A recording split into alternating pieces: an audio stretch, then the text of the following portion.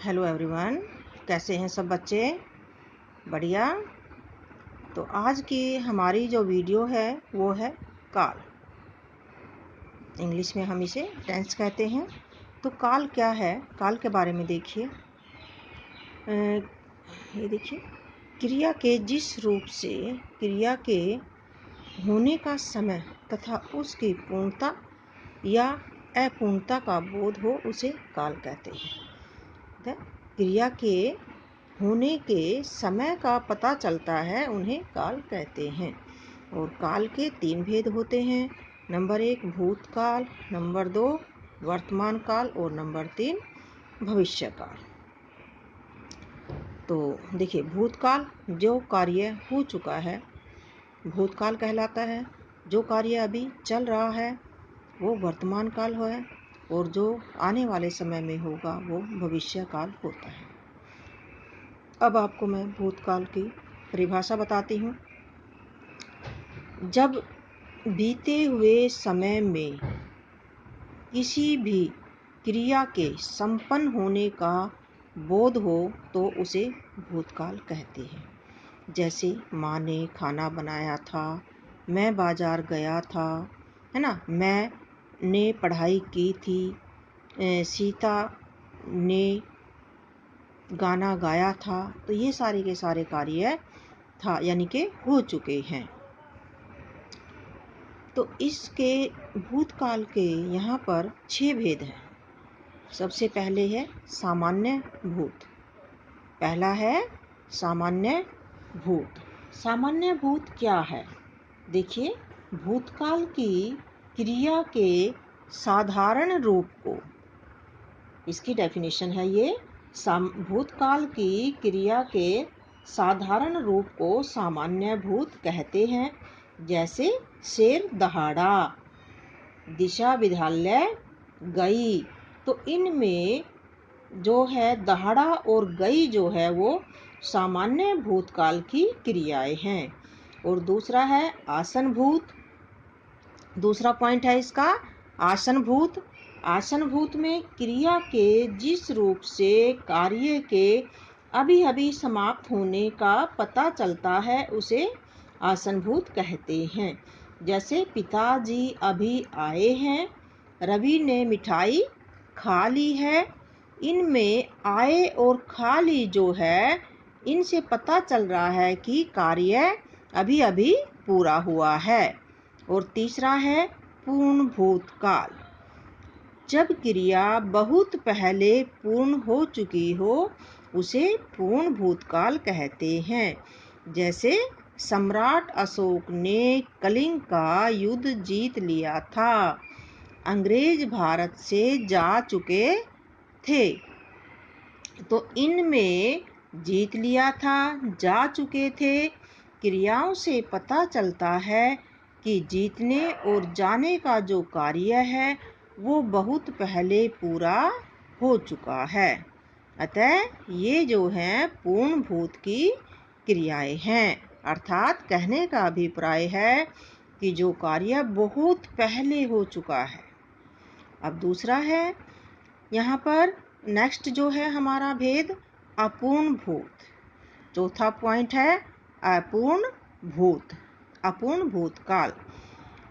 क्रिया के जिस रूप से यह पता चले कि क्रिया बीते समय में हो रही थी और पूर्ण नहीं हुई थी तो उसे अपूर्ण भूतकाल कहते हैं। जैसे हवाई जहाज उड़ रहा था, गौरव खेल रहा था। अब इसमें उड़ रहा था, खेल रहा था, इन क्रियाओं से ये पता चलता है कि जो क्रिया है वो चल रही थी, अभी पूर्ण नहीं हुई थी। अब पांचवा भेद है संदिग्ध भूत, संदिग्ध भूतकाल। अब इस क्रिया के जिस रूप से क्रिया के भूतकाल में होने का पता तो चले, परंतु क्रिया के होने में संदेह हो कि वो क्रिया हुई थी या नहीं थी, तो उसे संदिग्ध भूतकाल कहते हैं। जैसे गीता ने उपन्यास पढ़ लिया होगा, यानी कि आपको पता नहीं है पक्का कि उसने पढ़ लिया है या नहीं पढ़ा है ना। ज्योति ने गीत गाया होगा, तो इन दोनों वाक्य से वजह से पढ़ लिया होगा या गीत गाया होगा, क्रियाओं से काम के होने में हमें संदेह प्रकट हो रहा है ये कार्य हुआ है या नहीं हुआ है। तो इसके बाद हमारा छठा भेद है भूतकाल का, हेतु हेतुमद भूत। यानी कि जब भूतकाल की एक क्रिया दूसरी क्रिया पर निर्भर होती है उसे हेतु हेतुमद भूत कहते हैं। जैसे वर्षा होती तो फसल होती है ना, राजू पढ़ता तो पास हो जाता। तो इनमें क्या है कि फसल का होना वर्षा होने पर तथा पास हो जाना पढ़ने पर निर्भर है। यानी कि ये दोनों जो हैं अपने एक दूसरे पर निर्भर हैं। इस प्रकार एक क्रिया का होना दूसरी क्रिया के होने पर निर्भर है, तो इसलिए हम इसे क्या कहते हैं, हेतु हेतुमद भूत क्रिया। अब हमारा अगला है वर्तमान काल। वर्तमान काल में देखिए, क्रिया के जिस रूप से कार्य वर्तमान समय में होने का बोध हो उस काल को हम वर्तमान काल कहते हैं। जैसे मैं पढ़ रहा हूँ, मैं खाना खा रहा हूँ, बारिश हो रही है, अध्यापिका पढ़ा रही है ना, बच्चे खेल रहे हैं, रोहन सो रहा है। तो इन सारे वाक्यों से हमें ये पता चलता है कि क्रिया जो है अभी चल रही है, हो रही है, यानी कि वर्तमान में हो रही है। अब इसके जो हैं वर्तमान काल के भी 3 भेद हैं। पहला है सामान्य वर्तमान काल, दूसरा है अपूर्ण वर्तमान काल और तीसरा है संदिग्ध वर्तमान काल। अब इसके जो हैं, सबसे पहले मैं सामान्य वर्तमान काल के बारे में आपको बता रही हूँ। तो इसमें क्या है, क्रिया के जिस रूप से यह पता चले कि क्रिया इस समय सामान्य रूप से चल रही है उसे सामान्य वर्तमान काल कहते हैं। जैसे कोयल खाना पकाती है, हनी पुस्तक पढ़ता है ना, सोहन रोता है, रोहन पढ़ता है। तो इस तरह से ये जो है सामान्य वर्तमान काल की क्रियाएं हैं। अब इसी में हमारा दूसरा है संभाव। दूसरा जो है इसमें हमारा पहला था सामान्य वर्तमान काल और दूसरा है अपूर्ण वर्तमान काल। अपूर्ण यानी कि अपूर्ण, अभी पूरा नहीं हुआ है। क्रिया के जिस रूप से कार्य के वर्तमान में चलते रहने का बोध होता है उसे अपूर्ण वर्तमान कहते हैं। जैसे नील पत्र लिख रहा है, गाय पानी पी रही है, लता खेल रही है। तो इनमें जैसे लिख रहा है, पी रही है, खेल रही है, क्रियाओं से कार्य के वर्तमान काल में चलते रहने का बोध हो रहा है, अतः ये अपूर्ण वर्तमान काल की क्रियाएं हैं। तीसरा पॉइंट है इसका संदिग्ध वर्तमान। क्या है, संदिग्ध वर्तमान काल।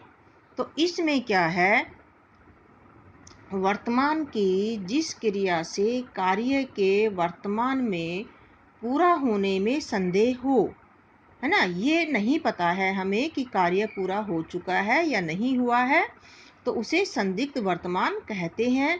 यानी कि वर्तमान की जिस क्रिया से कार्य के वर्तमान में पूरा होने में संदेह हो। जैसे नीलिका पढ़ रही होगी, प्रांजल गीत गाता होगा, है ना, तो वह खेल रहा होगा। यानी कि इसमें हमें पढ़ रही होगी, गाता होगा, खेल रहा होगा, क्रियाओं के वर्तमान समय में होने में हमें संदेह है, शक है कि ये हो रहे हैं या नहीं हो रहे हैं, हुए हैं या नहीं हुए हैं। तो इसलिए इन्हें हम संदिग्ध वर्तमान काल कहते हैं। अब हमारा तीसरा पॉइंट है भविष्य काल। भविष्य काल भविष्य काल की हम डेफिनेशन देखिए, क्रिया के जिस रूप से आने वाले समय में काम के होने का बोध हो उसे भविष्यत काल कहते हैं। जैसे मैं दिल्ली जाऊंगी, पक्षी आकाश में उड़ेंगे, मैं गाना गाऊंगी, मैं खाना खाऊंगी, गागेगी, है ना। जो कार्य अभी हुए नहीं हैं आने वाले समय में होंगे। तो ये सारे के सारे जो होते हैं भविष्यत काल कहलाते हैं। अब इसमें देखिए, अब इसके जो भेद हैं वो देखिए। पहला भेद है सामान्य भविष्यत काल। पहला भेद कौन सा है? सामान्य भविष्यत काल।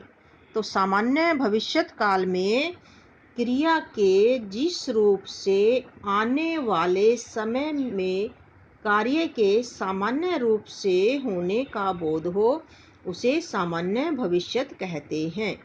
जैसे वह कल उदयपुर जाएगा, है ना, प्रमोद उपन्यास लिखेगा। तो इसमें क्या है कि जाएगा और लिखेगा क्रियाओं से कार्य के भविष्य में किंतु सामान्य रूप से होने का बोध हो रहा है। तो इसलिए हम इन्हें क्या कहते हैं? सामान्य भविष्यत काल। अब जो है हमारा दूसरा पॉइंट है, देखिए, संभाव्य भविष्य। संभाव्य भविष्य। अब इसमें क्या है? भविष्य काल की जिस क्रिया में संभावना या संदेह पाया जाए, संभावना या संदेह पाया जाए, संभावना या संदेह पाया जाए उसे संभावना भविष्यत कहते हैं। जैसे संभावना मतलब उसमें हो कि शायद आज वर्षा होगी, शायद मैं बाजार जाऊंगी, शायद पापा जी आएंगे, है ना, तो संभव है नीतिका कल आए। तो इस तरह के ये वाक्य हैं। तो इससे हमें जो है भविष्य काल की मतलब क्रिया में संभावना या संदेह पाया जाता है इसमें, तो इसलिए इसे हम संभाव्य भविष्यत काल कहते हैं। जैसे शायद मैं दिल्ली जाऊं, शायद आज मेरे नाना जी आए, है ना। तो इसका तीसरा पॉइंट देखिए, हेतु भविष्य काल। हेतु भविष्य काल।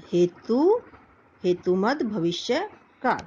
अब इसमें जो है इसकी परिभाषा आप देखिए, जब भविष्यत काल में एक क्रिया का होना दूसरी क्रिया पर निर्भर हो तो उसे हेतुमद भविष्यत कहते हैं। जैसे यदि आर्यन बुलाएगा तो मैं जाऊंगा, यदि तुम पढ़ोगे तो मैं सुनूंगा, है ना। यानी कि इसमें जाऊंगा तथा सुनूंगा क्रियाएं क्रमशः बुलाएगा तथा पढ़ोगे क्रियाओं पर निर्भर है और इनके होने पर ही संपन्न होंगी, अन्यथा नहीं। तो अतः ये हेतुमद भविष्यत की क्रियाएं हैं। तो ये थे हमारे काल के भेद मैंने आपको बताए, भूतकाल, वर्तमान काल और भविष्य काल। फिर यहाँ पर भूतकाल के भी 6 भेद मैंने बताए आपको और वर्तमान काल के 3 भेद और भविष्यत काल के भी 3 भेद हैं आगे। तो ये आपने अच्छे से लर्न करने हैं सारे, और इसी की वर्कशीट आपको मैं दूंगी, वो उसको करना है। इसमें जो वर्कशीट आपकी होगी वो इस तरह से हो सकती है, जैसे निम्नलिखित वाक्यों का काल लिखो। यहाँ पर मैंने आपको जैसे निम्नलिखित वाक्यों का काल लिखना है मैंने यहाँ पर दे दिया। जैसे सेंटेंस मैं आपको दे दूंगी, रमा पढ़ रही है, लता आगरा गई थी, मैं दिल्ली जाऊंगी, है ना, इस तरह से। तो इसमें आपने ये बताना है मुझे कि ये कौन सा काल है। इसमें फिलअप्स वगैरह भी इसके आ सकते हैं, या फिर इसकी आपको डेफिनेशन और परिभाषा, ये डेफिनेशन आ जाएगी, इसके भेद आ जाएंगे कि कितने भेद हैं काल के, है ना, वर्तमान काल के कितने भेद हैं, उनके नाम लिखो। तो इस तरह से आपको इसमें से वर्कशीट मिलेगी। तो आशा करती हूँ कि आपको इसमें समझ आया होगा। फिर भी किसी भी बच्चे को कोई प्रॉब्लम है तो वो मुझे कॉल करके पूछ सकता है। धन्यवाद।